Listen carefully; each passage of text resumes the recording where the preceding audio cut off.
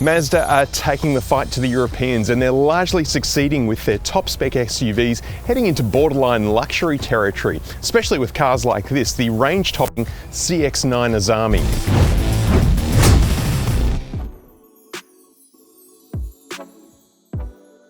Mazda has two 7-seater SUVs in their lineup, the CX-8 and the CX-9. Both outwardly look very similar, and you'd have to be a real Mazda anorak to be able to tell the difference at a glance. But just briefly, the CX-9 is ever so slightly larger, gets newer infotainment and a more powerful engine.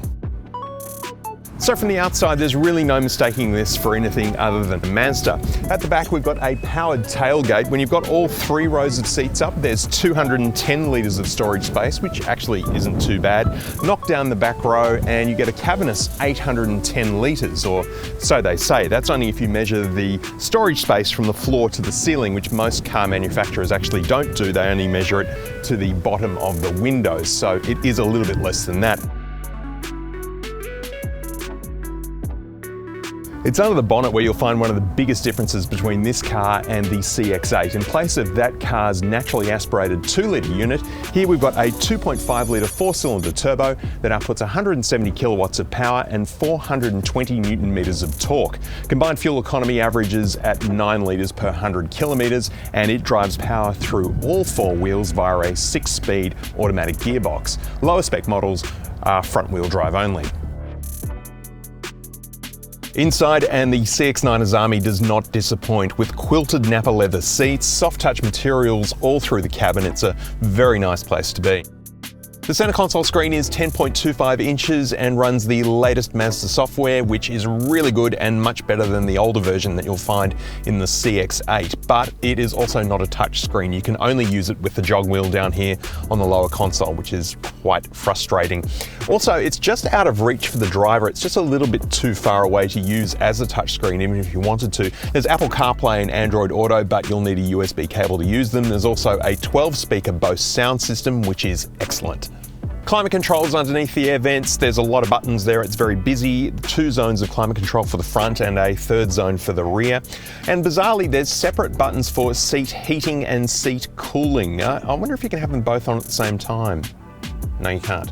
But I do find that I knock that seat ventilation button every time I take my phone in and out of the wireless charger, which just sits underneath it. But that's actually quite a clever design too, because it's angled away from the driver so you're not easily distracted by your phone while you're driving, which of course is illegal. Bit of piano black down here in the lower console around the gear shifter, which looks great when the car is brand new like this one, but doesn't unfortunately take long to attract fingerprints and dust and scratches, and then it really doesn't look that great.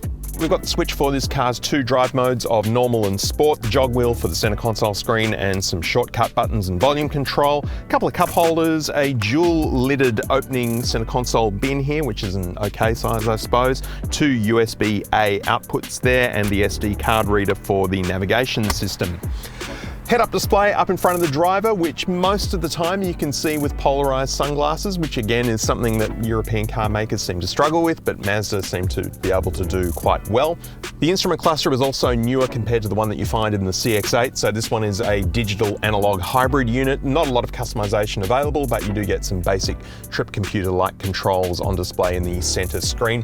The steering wheel I'm a little bit disappointed by. This steering wheel is the same as the CX-8's, and it's just a little bit small for a car this size. Plus, it's also an older style wheel, so it misses out on the nice metal buttons that we've seen in the CX-30 and the Mazda 3. So we've got older school plastic buttons here, which just don't feel quite as nice. And the seating position is really good. Great visibility out the front, also in the rear, and good visibility in the blind spots too, although the sills are a bit high. So we've got blind spot monitoring on the wing mirrors, both of which are really big.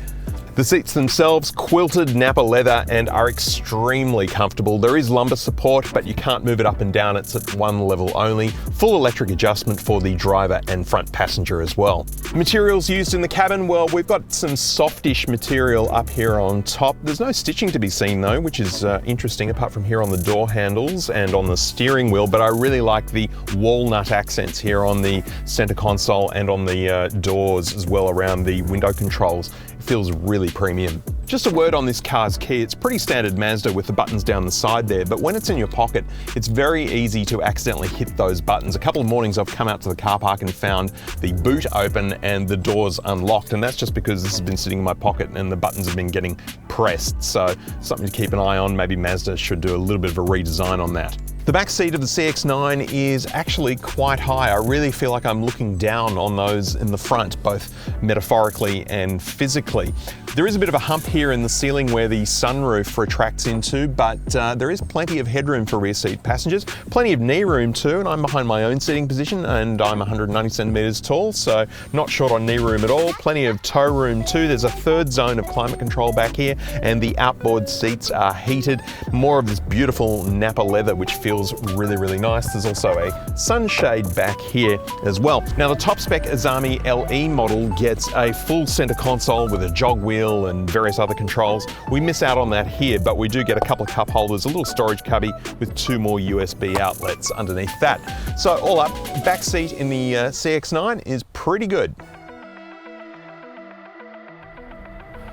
Driving the CX-9 around town, you notice how speed humps just seem to melt underneath it. It is such a smooth ride. Yes, it can be a little wallowy in cornering, especially at high speed, but I mean, this isn't a performance machine. It's designed to carry a large number of people around in comfort, around town, and it does that very well.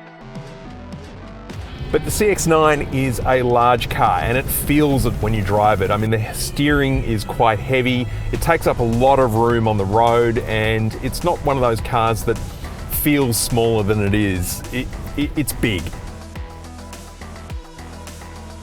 It may be big, but it certainly isn't underpowered. The 2.5 litre turbo really does do a much better job of moving this car around than the naturally aspirated CX-8 with its smaller 2 litre engine. That car felt like it was at the very limit of its capability with what it could do, whereas the CX-9 has plenty of go and never feels like it's going to run out of puff. Being a top spec Azami model, this CX-9 comes loaded with every bit of safety gear you can imagine. The technology is really good, but it does miss out on a few bits of kit that a cheaper Kia Sorento gets, like a fully digital dash.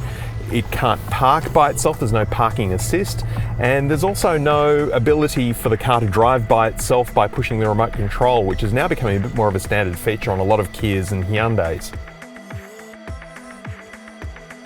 But despite missing out on a few little toys that the Korean rivals get, there's no questioning that the fit and finish here in the Mazda is far superior. This is a really nice interior.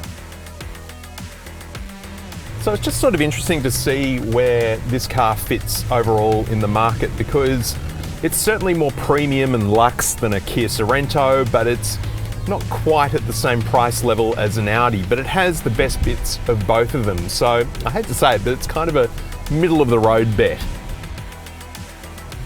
But all up, I am extremely impressed with this car, and I think that for the money they're asking, it is actually terrific value.